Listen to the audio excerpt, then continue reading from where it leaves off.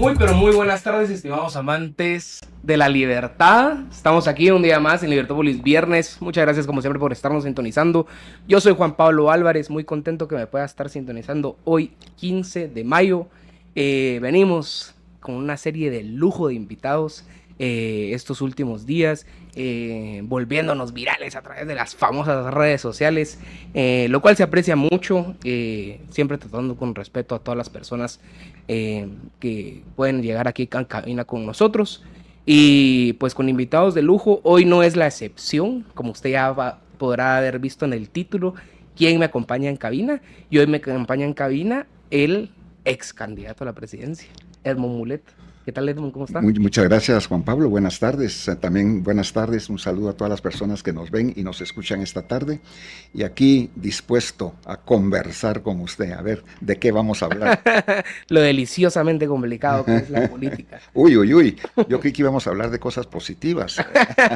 Bueno, se tiene que ver bien la política. Sí, también. ¿Verdad? Sí. Yo quería empezarle preguntando... creo que es uno de los candidatos que ha habido de la presidencia que sí tiene una carrera política. Y yo defiendo mucho eso. Si una persona quiere ser el hombre de Estado, debería de haberlo sido por mucho tiempo. También es cosa que se mira mal, erróneamente, diría yo. Así que, ¿cómo inicia la carrera política de Edmond Mulet? Bueno, yo empecé a trabajar cuando tenía 10 años de edad. Yo trabajaba como ayudante en los talleres del Diario de Centroamérica, el diario oficial, en todas mis vacaciones. Yo estudiaba en el Instituto Adolfo de Hall entonces. Y entonces, después me nombraron ayudante corrector de pruebas. Después fui corrector de pruebas.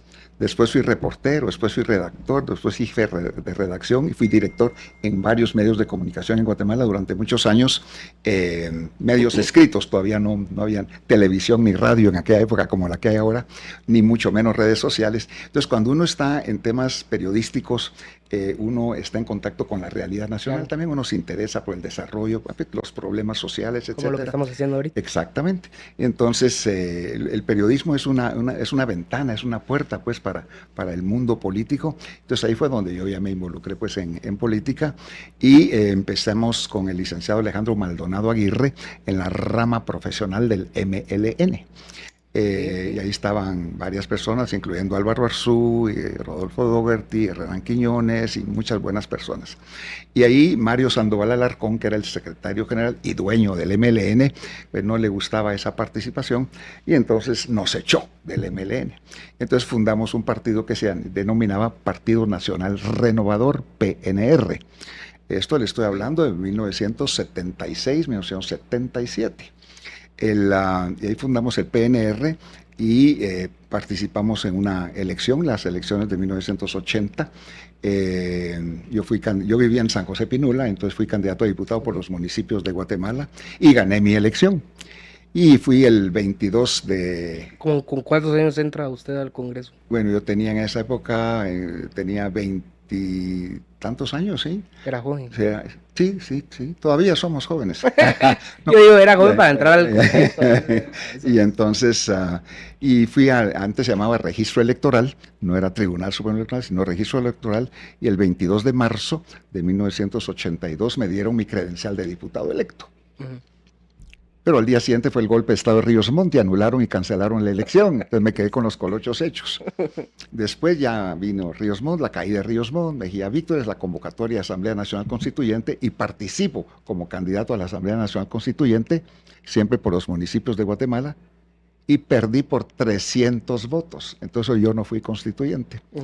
Y después ya, en ese momento ya estaba surgiendo la unión del Centro Nacional de Jorge Carpio, la UCN, y en las elecciones de 1985 participé siempre por los municipios de Guatemala y gané y esa vez sí tomé posesión del cargo en enero de 1986. En aquella época eran 5 años el periodo presidencial y legislativo. Fui diputado esos 5 años y después ya siendo diputado ya me pude pasar a vivir a la capital. Y entonces ya en las elecciones de 1990 fui candidato a diputado por la capital y gané esa reelección, pero por distrito diferente. Y en 1992, aunque yo me presenté como candidato a la presidencia del Congreso, gané y estuve 1 año. Y cuando ya entregué la presidencia del Congreso en enero del 93, Jorge Serrano, aunque éramos de partidos distintos, me pide que me vaya de embajador a los Estados Unidos. Entonces, ahí ya renuncié al Congreso, y entonces entró mi suplente, Fernando Linares Beltranena, entró a mi lugar, y entonces yo ya me dediqué pues al tema de los Estados Unidos. Ahí, cuando vino el autogolpe Serrano en mayo del 93, yo renuncié como embajador en Estados Unidos de ese gobierno, y después Ramiro de León Carpio, designado por el Congreso para presidir el gobierno, ya me volvió a nombrar embajador en los Estados Unidos, ya me quedé yo también 3 años allá. Después ya regresé a Guatemala y en el 2000 ya me nombraron embajador de Guatemala ante la Unión Europea. Entonces ahí ya me fui distanciando pues de la política guatemalteca. Yo creo que, como usted dice, las carreras políticas son interesantes, son importantes, claro, uno va construyendo, pero también sin perder contacto con otras realidades, pues, del área productiva, del área académica. Yo creo que los políticos también tienen que no solamente dedicarse al tema político, sino que también tener otras actividades que lo mantienen, pues, en contacto con esa realidad nacional. Y respecto, me imagino que fue diputado en la primera y segunda legislatura. Sí, 5 años de la primera legislatura y 2 años de la segunda legislatura. En total fui diputado 7 años. ¿Y cómo mira de diferente ahorita el Congreso respecto a la primera y segunda legislatura? Ay. Obviamente, para empezar, son mucho más. No, en aquella época era gente, eran académicos, eran profesionales, era gente de nivel, pues no digo que ahora no los hay, pero antes eran la mayoría y ahorita son la minoría. Y hemos visto los diputados del Congreso, los partidos políticos que han ido creando un sistema que yo denomino la partidocracia. O sea, que se alimentan a sí mismos, se nutren a sí mismos, se sirven a sí mismos y no están al servicio de la República ni del país. Entonces ha habido pues un deterioro, una degeneración de la función legislativa. ¿No cree que esa partidocracia que usted dice la refuerza más la reforma del 2016 de la ley orgánica legislativa? No necesariamente, porque se han cerrado también las puertas y se han limitado mucho, digamos, los comités por formación de partido político. Ahora los requisitos para comités cívicos, pues en el lugar de partidos políticos, los alcaldes pueden participar como candidatos de comités cívicos, y las restricciones y las que se le han impuesto es casi como organizar un partido político. Entonces se ha limitado esa participación también cívica de los ciudadanos. Es uno de los defectos pues de la reforma de la ley, y otros aspectos ahí que fortalecen pues ese sistema partidocrático que es endémico, que se nutre, como dije, a sí mismo, se alimenta a sí mismo, y que le ha dado la espalda a la gente totalmente. Lo vemos ahora con el aumento que los diputados se hicieron de su sueldo a 66,000 quetzales cada uno, y no le rinden cuentas a nadie. Yo en mi casa le rindo cuentas a mi mujer y todos le rendimos cuentas a alguien. El presidente de la República rinde cuentas al país cuando da su informe, todos rinden cuentas excepto los diputados, no le rinden cuentas a nadie. Y entonces entra un nivel de cinismo que hacen lo que se les da la gana, no solamente el aumento, por ejemplo, de los sueldos, sino que el año pasado los diputados, 160 diputados en Guatemala, que son demasiados, que eso hay que reducirlo en algún momento, eso hay que reducirlo, 160 diputados se asignaron, se otorgaron, se dieron a sí mismos en el presupuesto del año pasado 30 millones de quetzales a cada uno. Y este año se asignaron en este presupuesto 50 millones de quetzales a cada diputado para proyectos en sus distritos electorales, cosa que no llega donde hace falta, ¿verdad? Sino que son negocios ahí con las alcaldías, los CODEDES y todas las empresas de los propios diputados, o sea que es un latrocinio tremendo, y el Congreso también ha ido usurpando funciones que le corresponden al Ejecutivo. El Congreso crea el CONAMIGUA, el Instituto de Protección a la Víctima y otro montón de instituciones, y es el Congreso quien designa a los que dirigen esas instituciones y los eligen a cambio de dinero o a cambio de plazas. Entonces, estamos viendo también cómo en los últimos años, desde hace 20 años, el presupuesto general de la nación ha ido aumentando, pero para funcionamiento. Sí. ¿Y eso qué significa? Más plazas, más burocracia, y son los diputados los que se alimentan, los partidos políticos los que alimentan pues esa estructura burocrática, o sea que es un sistema que no está al servicio de la gente. ¿Cómo cree usted de que se le puede poner freno a los tentáculos del Congreso en las otras instituciones? El problema es que es el único que puede cambiar la ley electoral es el propio Congreso, y por supuesto que no la van a cambiar. Claro.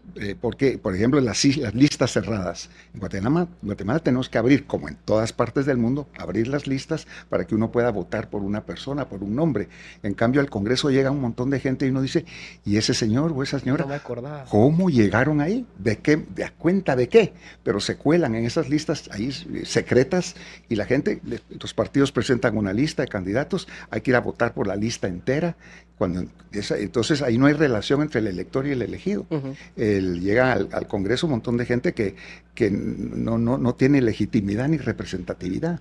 Yo le pregunto a todos los diputados, a todos los ciudadanos, le pregunto a usted y a toda la gente en Guatemala, ¿quién es su diputado? ¿Quién lo representa usted en el Congreso de la República? Eso no existe. En Guatemala no hay relación entre el elector y el elegido.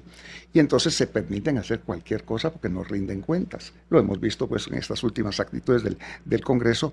Pero los que pueden modificar la ley electoral son los propios diputados, los propios partidos, y no lo hacen porque no les conviene. Entonces aquí hay que formar un frente nacional de transformación nacional, de compromiso, para que los próximos diputados que lleguen al Congreso asuman esa responsabilidad y que respondan a los intereses de la población. ¿Usted cree entonces de que solo es bajo incidencias de la ciudadanía que se pueden lograr esos cambios?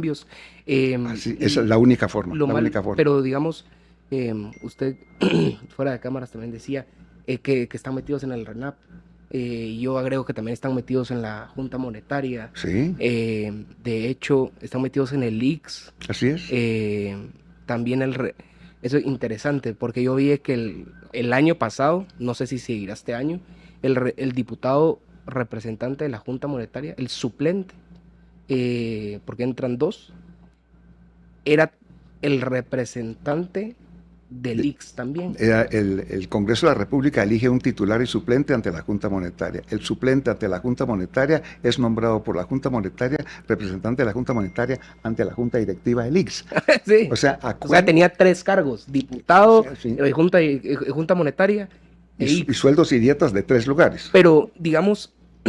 Ahora, ¿a cuenta de qué? ¿A cuenta de qué tiene el Congreso un representante ante la Junta Monetaria? ¿Cuál es el valor agregado de tener un congresista, un diputado en la Junta Monetaria? No le corresponde. Pero pues, ¿cómo se le podría poner freno, digamos, a ese Congreso? También hace mucho tiempo venía un exgobernador aquí y yo me acuerdo de que fuera de cámaras le dije, y a todo esto, ¿qué hace un gobernador? Me dijo, realmente yo te puedo decir de que el rol del gobernador ha cambiado mucho, porque los diputados se han dado la tarea de quitarle el poder y adjudicarse ese mismo poder de los gobernadores a ellos. Así es. El Congreso creó la Comisión Nacional de Asistencia al Migrante, CONAMIGUA, con más de 70 millones de quetzales al año de presupuesto. ¿Y quién designa al director de CONAMIGUA? Los diputados. Entonces, para elegir a un director de CONAMIGUA, ese señor candidato tiene que ir a todas las bancadas y ofrecer plazas. Quien más plazas les ofrece a los diputados, por él votan. Así está el Instituto de la Víctima, así está el RENAP y así muchas otras instituciones. O sea que eso hay que cambiarlo, no puede ser. Y todas esas son plazas fantasmas para amigos, para familiares, para miembros del partido de cada diputado. Entonces es un sistema que le ha dado la espalda a la gente. Hay que recordar que las cosas se pueden cambiar. En 1993, Ramiro de León, presidente de la República, después del autogolpe de Jorge Serrano, logra ese movimiento social y todos los diputados del Congreso de esa época renunciaron a sus curules, todos. Y entonces se convocó a una elección especial para para reformar la Constitución y se eligió un nuevo Congreso, un congresito que fue de más breve duración, pero se logró pues que renunciara a toda esa gavilla de bandidos. Pero yo creo que ahora es el momento también de hacer esa presión social para que estos ya no se reelijan, ya no sigan, ¿Cree y que usted llegue una nueva generación de gente ahí? de que se puede solventar ese tema de la mano peluda en instituciones del Estado bajo una mejor representación, o sea, una reforma a la ley electoral? No solamente a la ley electoral, también habría que tocar la Constitución en algunos aspectos. Ok. Por ejemplo, la reducción de diputados. Yo creo que 160 diputados es demasiado para un país como Guatemala. Aquí debiera la Constitución poner un techo fijo, por ejemplo, de 100 diputados. No necesitamos más de eso. Y que la elección sea directa, que uno pueda votar por la persona, por el nombre, ya no por listas. Hay países muy democráticos como Costa Rica, por ejemplo, o México, en donde los diputados no se pueden reelegir para un periodo inmediato siguiente. ¿Le parece buena la Tienen que reelección? dejar pasar un periodo, y si se quieren volver a presentar, tienen que volver a empezar desde abajo. O sea, a mí me parece muy sano esa renovación, porque mantiene al diputado o al candidato, al aspirante, en contacto con esa realidad. Y en México y en Costa Rica y en muchos otros países ese sistema ha funcionado también. O sea que hay muchas otras formas de ir limpiando, de ir depurando, de ir oxigenando el sistema político, y a nivel del Congreso, que es tan importante también. Una de las piezas claves, creo yo, en su carrera política fue estar en la ONU, dirigiendo misiones de seguridad, sí, en el Congo, en Sí, Haití. eso no es tanto carrera diplomática, ¿verdad? Sino que fue una asignación fuera del trabajo puramente diplomático. Después de dejar mi función como embajador de Guatemala ante la Unión Europea, que fue una experiencia extraordinaria, me llaman de parte del secretario general y me preguntan si yo quisiera ser candidato, porque hay una posición importante para ser jefe de la misión, para ir a pacificar y estabilizar Haití. Y los requisitos eran experiencia diplomática, experiencia política, que se hablara inglés y francés. Entonces había 26 candidatos y que tenía que ser latinoamericano. Entonces había 26 candidatos para el cargo. Me fui a Nueva York, ahí nos entrevistaron a todos los candidatos y al final el panel por unanimidad me seleccionó a mí para... Así fue como yo ingresé al sistema de Naciones Unidas como funcionario ejecutivo. O sea, yo en Haití, a donde me fui a instalar, era un trabajo de seguridad, de combatir a las maras, a los grupos armados. Entonces, por ejemplo, ahí no puede estar uno con la familia porque la situación es muy peligrosa, pero ahí el Consejo de Seguridad fue una gran ventaja para mí. El Consejo de Seguridad de Naciones Unidas me otorgó un mandato ejecutivo muy fuerte, muy sólido. Entonces, que me daba mucho espacio para hacer las cosas que había que hacer para pacificar el país. ¿Cómo me dieron ahí 18.500 tropas, o sea, no es así nomás, o sea, sí, era un mandato ejecutivo de pacificación. Estuvo bastantes años en Haití. No, estuve año y medio en Haití, logré pacificar Haití en ese momento, en esa época, y ahí me sacan de Haití y me nombran subsecretario general de las Naciones Unidas, encargado de todas las operaciones de mantenimiento de la paz en el mundo. Entonces eran 26 misiones en aquel momento, 130.000 personas bajo mis órdenes, de los cuales 95.000, 97.000 militares, 15.000 policías y el resto civiles, en muchas regiones del mundo, pues en Asia, en África, en Europa. Fue un trabajo muy interesante y eso lo hice durante 2 años y medio hasta que vino el terremoto en Haití, el 12 de enero del 2010. Y ahí el jefe de la misión en Haití, que me había reemplazado a mí, y 102 de mis colegas y amigos murieron en el terremoto de Haití. Entonces yo regresé a Haití, me hice cargo ahí de toda la situación, y después de año y medio de nuevo en Haití me vuelven a nombrar subsecretario general encargado de todas las operaciones de mantenimiento de la paz en el mundo. Entonces mi trabajo esencialmente era administrar estados fallidos y estados en crisis. Y usted dice que logra pacificar Haití. Así, absolutamente. Cuando lo deja, yo creo que ahorita Haití es un estado fallido. ¿Cómo es que cree usted que se hace retorno a un estado fallido? Bueno, en este caso ya ha habido misiones exitosas de Naciones Unidas que pacifican, estabilizan países y Consejo de Seguridad considera que hay que retirar. En el caso de Haití, el presidente Trump en su primer mandato dice que hay que cerrar esa misión porque cuesta mucho dinero. Yo fui a Washington y les dije, miren, es cierto, cuesta dinero, si quieren reducen las tropas, pero esa presencia disuasiva es muy importante. Mantengamos mientras seguimos construyendo las instituciones de la policía. Yo ya no estaba en Haití, sino que estaba en el cuartel general de Naciones Unidas, entonces les pedí que no la cerraran y el presidente Trump insistió que había que cerrarlo. Entonces, todo lo que se había hecho, lo que se había construido, lo que se estaba desarrollando para acrecentar las capacidades propias de los haitianos para que asumieran sus responsabilidades, todo eso se fue diluyendo y se fue perdiendo. Yo le dije a los americanos ahí en Washington, miren, es cierto, es costoso, pero les va a salir más caro después, políticamente y financieramente, cuando esto se degrade y van a tener que intervenir de alguna otra manera. Y lamentablemente, pues eso fue lo que pasó hasta que asesinaron al presidente pues hace 2 años y ha sido un descalabro Sí. completo, algo terrible. Y la tarea de la ONU a través de los diferentes países, a través como ¿cómo le podría decir yo? Un gobierno mundial. No es tan así, pues, pero o sea, Bueno, en términos organizativos, ¿cómo lo ve usted? ¿Cree que se puede decir que la ONU goza de éxito en esos términos? Hay que recordar que las misiones, por lo menos las misiones de mantenimiento de la paz, no pueden ocurrir si no tienen la aprobación del Estado miembro, o sea, digamos, el gobierno de Haití o el gobierno de Kosovo, de cualquiera, tiene que aceptar la presencia de esas tropas que los ayudan a ellos a estabilizar sus países. O sea, no es una decisión del Consejo de Seguridad que impone, sino que es a invitación de los países. Pero ¿no cree usted que también es a veces incoherente el trabajo de la ONU en el sentido de se lleva como por comisiones, ¿no? Y que lo integran directivos de varios países, como comisiones del Congreso, pues algo así. Sí. Y digamos, la Comisión de Derechos Humanos con países radicales. Que dice, desde mi experiencia, las Naciones Unidas en general es la institución más decepcionante que puedo hablar al día de hoy.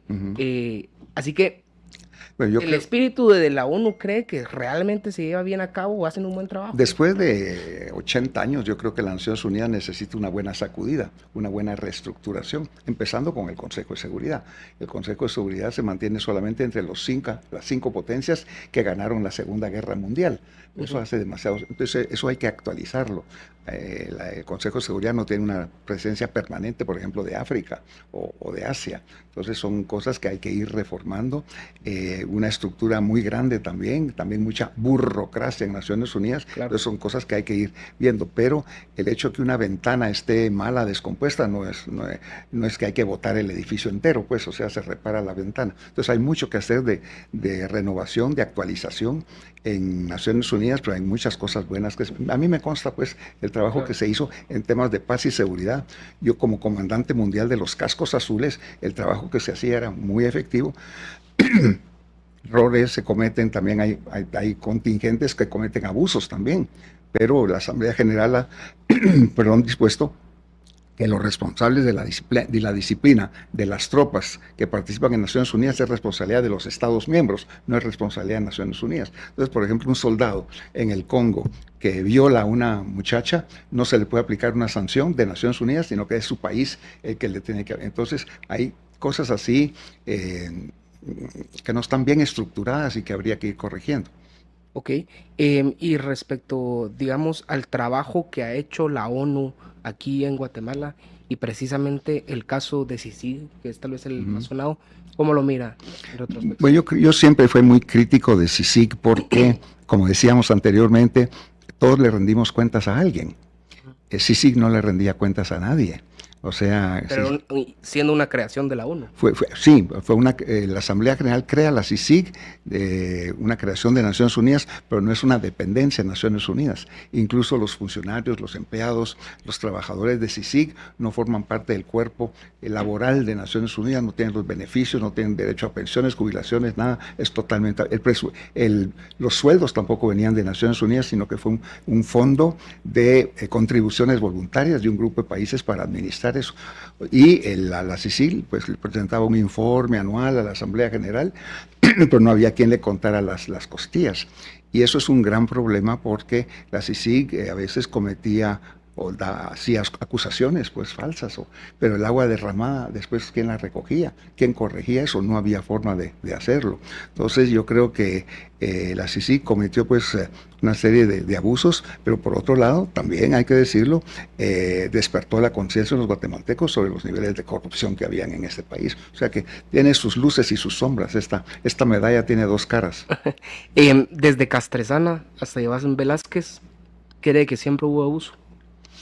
Yo creo que fue, sobre todo que nombraron a fiscales, la mentalidad de fiscales, de persecución, en el lugar de nombrar a mediadores, a políticos, para ir a ayudar a los países a solventar sus problemas. Aquí había un problema, venía la acusación directa, o sea, la acción judicial directa, cuando en una situación de este tipo lo que hay que hacer es acompañar, sugerir al país pues a resolver los problemas. O sea que, como dije, se cometieron ahí algunos abusos y también fue una justicia selectiva. Entonces, habían casos de corrupción en Guatemala, en muchos lugares, y en lugar de atender esas cosas, utilizaban los recursos humanos, los recursos financieros de CICIG, en otros casos, pero con otra motivación ideológica y política. Entonces que ahí también hubo un desvío. Yo creo que tal vez más mal que bien, pero ¿cree usted de que el CICIG se convirtió, se transformó luego en un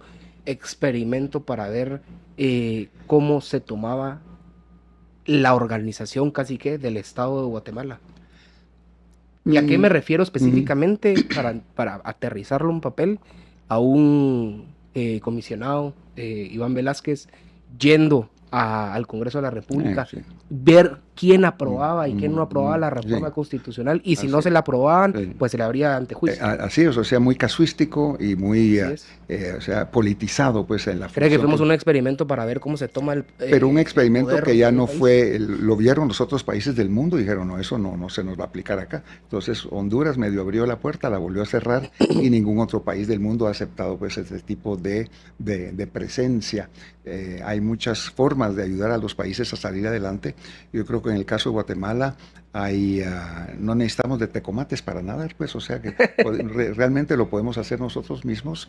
Pero ya cuando ya entra en una crisis de beligerancia, de guerra, de conflicto armado, entonces ahí es donde Naciones Unidas, a través del Consejo de Seguridad, puede tener más de incidencia, pero en un país normal, donde no hay un conflicto abierto, no hay una guerra interna, como era el caso de Guatemala, no había necesidad de tener pues una injerencia de esa naturaleza, sobre todo politizada como... Pero cree, y digamos haciendo referencia al libro que acaba de sacar el presidente Morales, ¿cree que era el invitado que sí se quiso quedar con la casa? No creo. Yo creo que no. O sea que quiso influir, quiso tener influencia, quiso tener aquí presencia, pero ya quedarse con la casa, eso ya yo creo que no. ¿Y qué opinión le merece ahorita pues la propaganda, por así decirlo, que está teniendo el presidente Morales con el libro que acaba de hacer? Pues no he leído el libro, no he estado muy al tanto de lo que él está diciendo. Pero me imagino, pues él trata de justificar sus acciones cuando él decidió no renovar el contrato pues de Naciones Unidas, o más bien cuando le pidió a la CICIG que se fuera, ¿verdad? Yo creo que hablando se entiende la gente. En muchos otros países ha habido conflictos entre Naciones Unidas y el país huésped, por ejemplo, y eso se resuelve, se maneja, se administra de alguna manera, pero yo creo que el gobierno de Guatemala en esa época, ni el ministro de Relaciones Exteriores ni el presidente de la República tuvieron esa capacidad. O sea, no hablaron, ¿no? Se presenta un problema. Mire, señor secretario general de Naciones Unidas, tenemos un problema, ese señor está abusando. ¿No cree que eso fue hacer a la ONU en su discurso? Pero hay otras formas de hacerlo. Hay que hacerlo en una oficina, cara a cara con el secretario general y con otra, decirme tenemos un problema, ayúdenos a resolverlo. Hay muchas formas de hacerlo en el lugar de publicitarlo, en el lugar de hacer el gran escándalo. Yo creo que hubiera sido mucho más efectivo. ¿Cree que tal vez es un poquito de más show para decir, salve a Guatemala. Sí, yo creo que hay algo de eso también. Y responder a ciertos intereses acá. Hay que ver también que en Guatemala la mano peluda, también no le interesaba mucho que se investigaran ciertas cosas, sobre todo en temas de corrupción. Entonces es cierto que la soberanía nacional fue ahí izada como una gran bandera, pero también atrás de esa excusa había muchos intereses. Y quería preguntarle, Edmond, su carrera bajo el intento de quedar como presidente electo se vio con dos partidos, tanto con Humanista como con Cabal. Sí. Mucho también se hablaba, yo creo que ahorita ya no, de que Alejandro Yamatei seguía controlando a sus diputados que metió ahorita, que fueron, bueno, la bancada más grande. Y eso es lo que uno pensaría con los partidos políticos. Tal vez los candidatos presidenciales luego se ven que están operando detrás de las bancadas. Y yo creo que con Humanista y con Cabal usted no lo vivió tan así. ¿A qué cree que se debe esa, lo digo con mucho respeto, tal vez esa como falta de liderazgo dentro del partido? Hay un tema que en Guatemala tal vez no hablamos lo suficiente, que está muy presente, y que es un gran peligro, es un peligro real y verdadero, actual, que es el tema del crimen organizado y del narcotráfico. El narcotráfico está en las municipalidades, está en el ejército. Vimos ahora que capturaron a un capitán metido en tráfico de drogas, está en la policía, está en el sistema judicial también, entre jueces, magistrados, ahí está muy metido, está en los partidos políticos, está en el Congreso, está con los diputados, y las municipalidades infectadas también.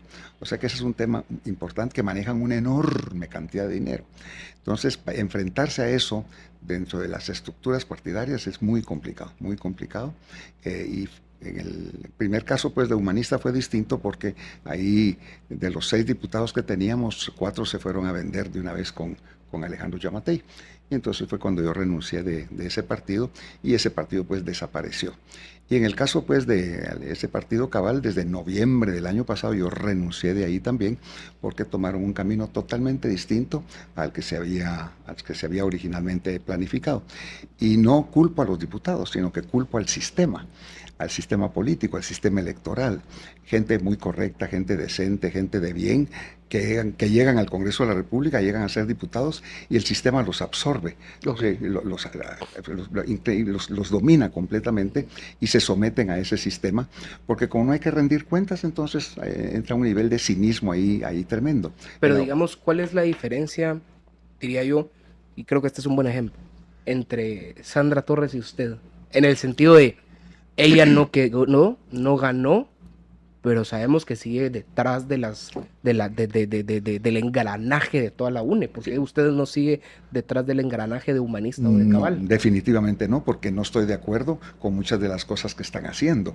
O sea que cuando empiezan a rodearse de personas cuestionadas o vinculadas al narcotráfico, a escoger candidatos así complicados y difíciles, pues yo no conozco, pues, las razones de Sandra Torres, pero ella se allana a eso. A ella no le importa. Ella, pues, incorpora a quien sea, candidatos a alcalde, diputados, lo que sea.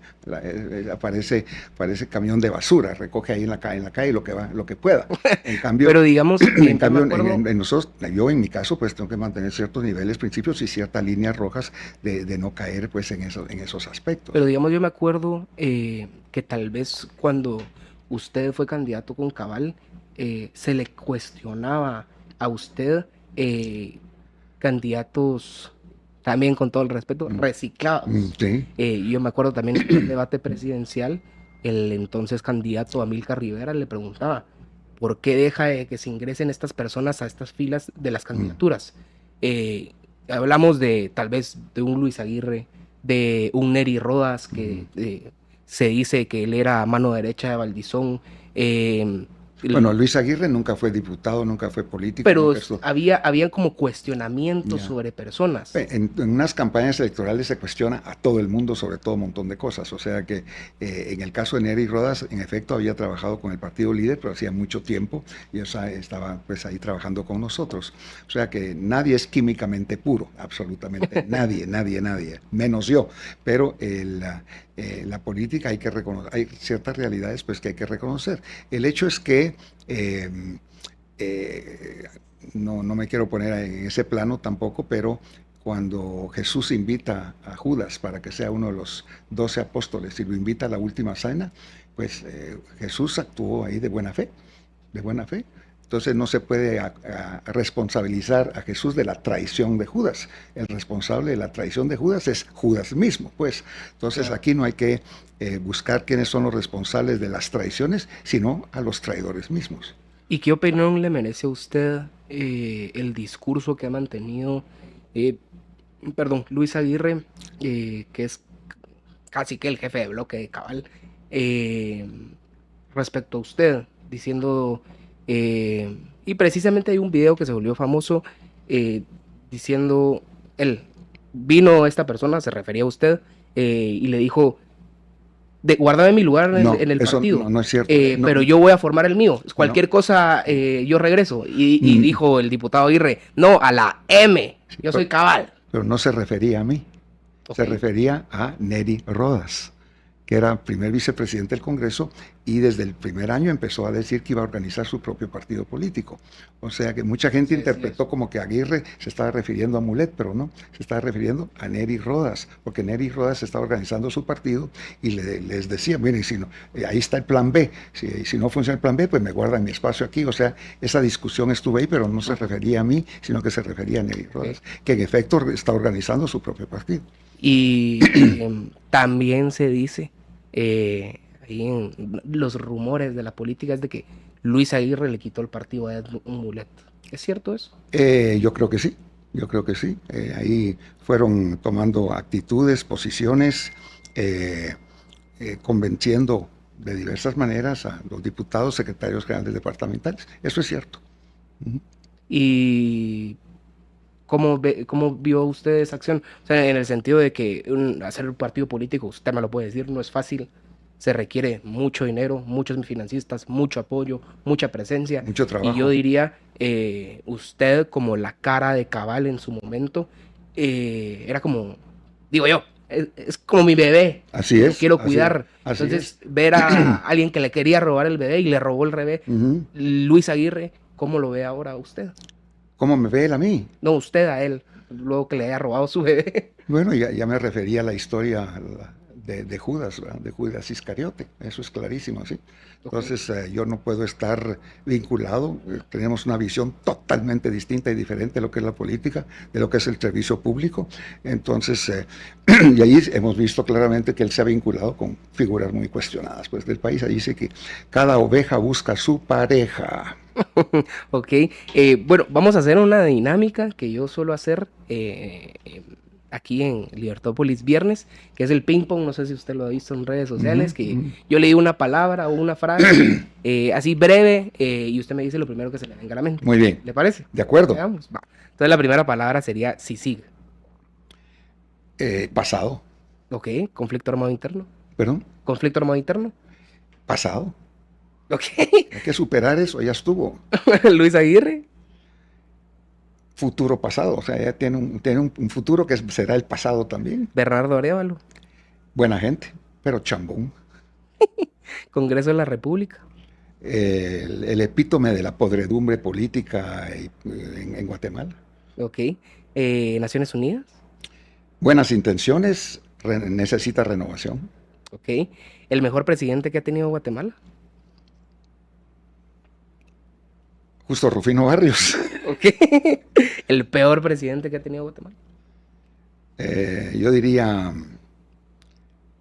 yo siempre he dudado entre Romeo Lucas García y Alejandro Yamatei, y creo que es Alejandro Yamatei. Ok, interesante.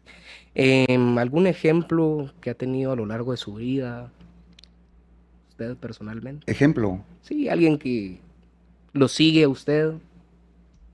como un ejemplo de vida. Que yo siga a alguien. Ajá. Muchísimos, muchísimos, a nivel intelectual, a nivel filosófico, a nivel, a nivel político también. Hay gentes, yo, por ejemplo, Konrad Adenauer en Alemania, que sacó a Alemania después de la Segunda Guerra Mundial, o el general de Gaulle en Francia, que se resistió al nazismo y organizó su gobierno en el exilio y superó esa guerra.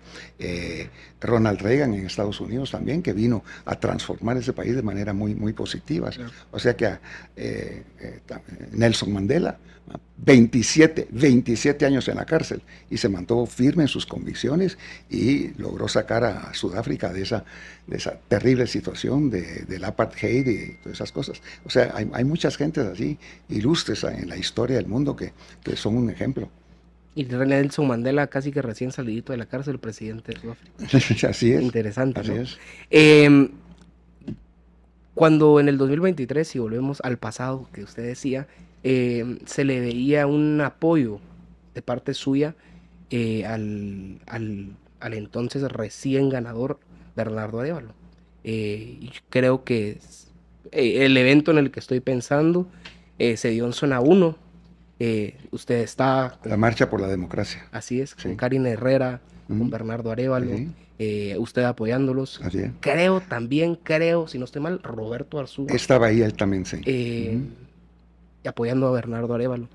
¿Cómo mira ahora eso? No era un apoyo a Bernardo Arévalo, era un apoyo a la institucionalidad y al respeto a la voluntad popular.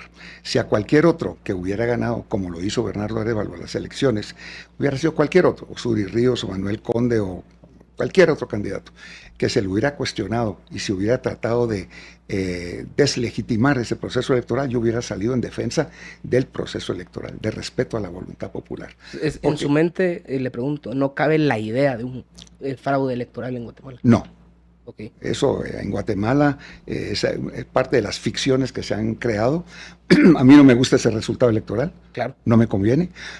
Yo aparecía muy bien posicionado en las encuestas. Mucha gente pensó que yo iba a pasar a segunda vuelta, pero no fue así. Guatemala habían 24.800 mesas a nivel nacional. Yo no tenía 24.800 fiscales, pero sí tenía 20.000 fiscales. Y cuando comparamos las actas, esas 20.000 actas, que hicimos un muestreo, firmadas esas actas por nuestros fiscales y firmadas por los fiscales de todos los demás partidos políticos y firmadas por esos 115.000 voluntarios del Tribunal Supremo Electoral, del Registro de Ciudadanos que estuvieron colaborando ahí. Ese número, esa cifra, esa cantidad que aparece en esas actas es exactamente la misma que anuncia el Tribunal Supremo Electoral después. Ahora la gente dice, ¿cómo es posible? ¿Cómo es posible que un señor que ni aparecía en las encuestas, que solo metió un alcalde? Pero ahí está el resultado. El señor Noboa en Ecuador es otro ejemplo. Sí. 10 días antes de la elección tenía 5% de intención de voto. Y ganó y pasó a segunda vuelta. O sea, hay casos así en donde ya hay otros factores, se pueden ir, en algún día tendremos oportunidad de hablar de muchos de esos factores, pero ese es el resultado electoral. Nos guste o no nos guste, a mí no me gusta, pero hay que respetar la voluntad popular. Si rompemos ese principio fundamental, entonces aquí empieza un descalabro terrible, pues, o sea, se elige una persona, se respeta la decisión popular y ya vienen otros procesos electorales en el futuro. Es cierto que estos han sido 4 años perdidos, pues. Okay. Tuvimos 4 años perdidos con Otto Pérez y Roxana, ¿verdad? Tuvimos 4 años perdidos con Jimmy Morales, 4 años súper perdidos con Jimmy Yamatei y Miguelito, y ahora otros 4 años perdidos. Pero eso no nos obliga. Le voy a decir de una manera muy coloquial, ¿sí? ¿Cree que le quedó grande el tacuche a Bernardo Arévalo? Bueno, yo creo que no pensaba ganar. Yo creo que él no pensaba ganar, no estaba preparado, no tenía el equipo, no tenía la capacidad, la experiencia, ni plan de gobierno tampoco. Entonces eso debe ser una lección para todos de que no podemos llevar al gobierno a gente improvisada. O sea, el gobierno no es para llegar a aprender, ahí es para llegar a ejecutar, para hacer las cosas. Hay que llevar gente que tenga claridad en las cosas que hay que ir haciendo. Entonces, pero ese es el resultado que tenemos. Y en esa marcha por la democracia, que usted bien nos recordaba el nombre, también estaba Roberto Arzú. No lo dice Edmund Mulet, lo digo yo. Me imagino que va a volver a postularse usted. sin ninguna duda, Roberto Arzú también se va a volver a Bueno, postular. él está ya con ese partido, sí. Y se va a postular con Cabal, con su bebé anterior. ¿Qué piensa usted de Roberto Arzú y en Cabal también? Yo sí le reclamé a Roberto Arzú, porque a mis espaldas se puso a negociar con Luis Aguirre, ¿verdad? Y entonces, y ahí pues, ahí me empecé a dar cuenta de cómo iban las cosas. Por eso yo renuncié de ese partido. Entonces, ahí pues, ellos serán los responsables de su destino, serán los responsables de los resultados electorales, y a la población pues irá viendo, irá distinguiendo quién es quién en este proceso electoral. O sea, yo con Roberto Arzú no tengo mayor diferencia, pues no somos amigos, pero tampoco tenemos mayor diferencias. No somos enemigos. Yo no soy enemigo con nadie, ni con Luis Aguirre tampoco. ¿No? Pues, en la vida hay que aprender a perdonar también, ¿verdad? Y hay que recordar. ¿Cree usted que Roberto Arzú es una persona proba para el cargo? A mí no me consta que sea improbo, o sea, pero sí he tenido referencias, pues, de que ha tenido problemas en el pasado, ¿verdad? Aunque las gentes pueden cambiar, pueden reformarse, dicen, ¿verdad? Entonces, pero yo tampoco creo en las dinastías. Porque tengo un apellido, y entonces, incluyendo Suri Ríos, o incluyendo a Roberto Arzú, y muchos otros que se creen herederos de algo. Entonces, sin tener ellos las calidades, sin las calificaciones, sin los méritos propios de ellos mismos, sino que, como decimos en Guatemala, está chupando rueda, ¿verdad? Chupando rueda en la carrera ciclística. Entonces, ahí la gente, pero así es la belleza de la democracia.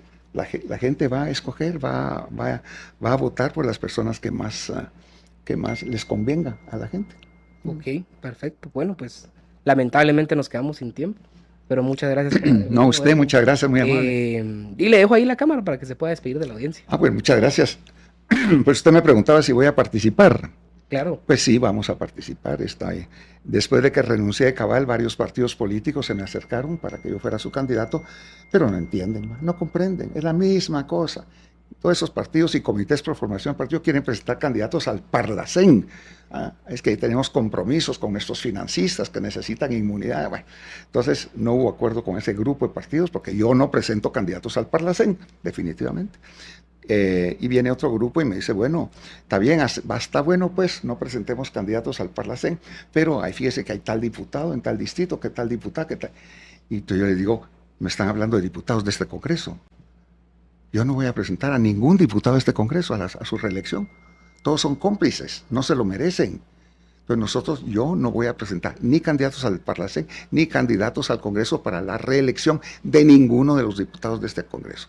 Es que si no cambiamos las cosas, no vamos a hacer lo que la gente quiere. Hay que recordar que en Guatemala, en la última elección, quien ganó la elección fue el voto nulo. 1.200.000 personas se levantaron de madrugada. No es que se abstuvieran de ir, fueron al centro de votación a votar nulo o en blanco. O sea, el rechazo al sistema es muy fuerte, a todo lo que es político, diputados, Congreso, todo eso es muy fuerte. Entonces, si no hacemos algo distinto, diferente, yo no quiero ser parte del mismo chumul, pues, de todo lo demás. O sea que vamos a hacer algo distinto, diferente, y ya estamos ahí trabajando con un comité pro formación de partido político. Ya la semana entrante lo estaremos anunciando.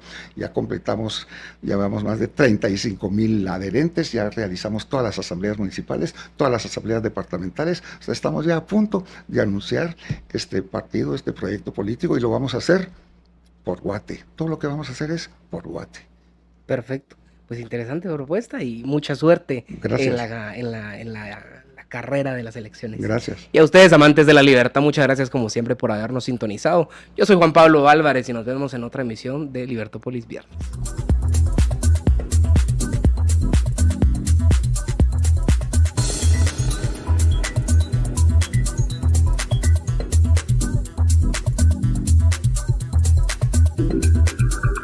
Libertópolis presentó a Juan Pablo Álvarez en Libertópolis Viernes.